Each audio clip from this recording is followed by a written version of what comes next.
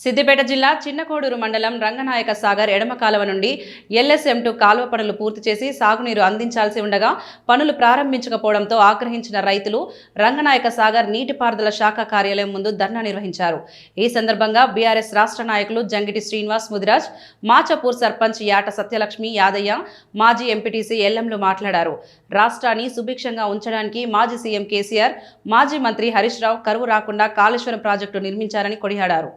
మాచాపూర్ గ్రామానికి మరి ఎడమ కాలువ కుడి కాలువ అనే LSM2 నుంచి మాకు వాటర్ ఇస్తా అని చెప్పి మొన్న రివ్యూ మీటింగ్లో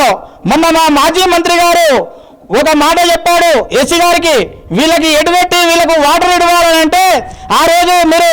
రేపు రాండ్రి మీకు వాటర్ ఇస్తా అని చెప్పి మరి ఇప్పటి నుంచి 2-3 వారాల నుంచి మాకు ఈ ఆఫీసుకు తిరిగి మేము ఉల్టా వెళ్ళిపోతాం తప్ప మాకు మాకు అవకాశం కూడా ఇస్తలేరు। మరి నిజం తెలంగాణ రాష్ట్రం సాధించుకొని మరి తెలంగాణ ప్రాంత రైతులకు కావచ్చు, తెలంగాణ ప్రజలకు మరి సాగుకు తాగుకు నీటి కరువు ఉండద్దు, మరి ఇక్కడ శాశ్వతంగా కరువు లేకుండా చేయాలి, మరి ఏ క్షణమైనా కూడా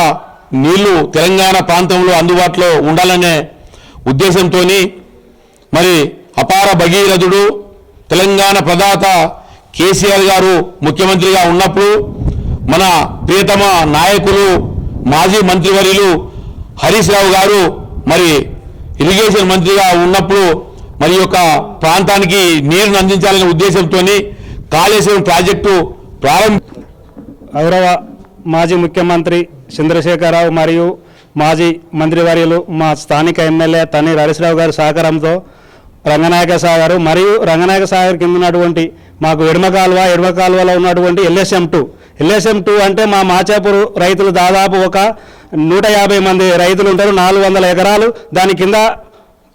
లబ్ధి పొందుతారు। కనీసంగా మా హరీష్ అన్న దయతో అప్పుడు నిధులు ఉంటే అది గౌరవ ముఖ్యమంత్రి ఇప్పుడున్న కాంగ్రెస్ ముఖ్యమంత్రి ఏం చేసిన ఆయనకి గెలవంగానే దాన్ని క్యాన్సిల్ చేసి ₹1 సిద్దిపేట జిల్లాకు ఉండకుండా తీసుకుపోయి ఆయన సొంత జిల్లాకు వాడుకుంటుండు। కనీసం రెండు సంవత్సరాలు చిల్లర అయిపోయింది, దానికి ₹1 కూడా పెడతలేడు। మేము ఏంటి అంటే మా రైతుల పక్షాన డిమాండ్ చేస్తున్నాం, ఒక వారం రోజులలో LSM2 పూర్తి చేయకుంటే మేము మళ్ళా రాజు రహదారి దిగ్బంధం చేస్తామని హెచ్చరిస్తున్నాం।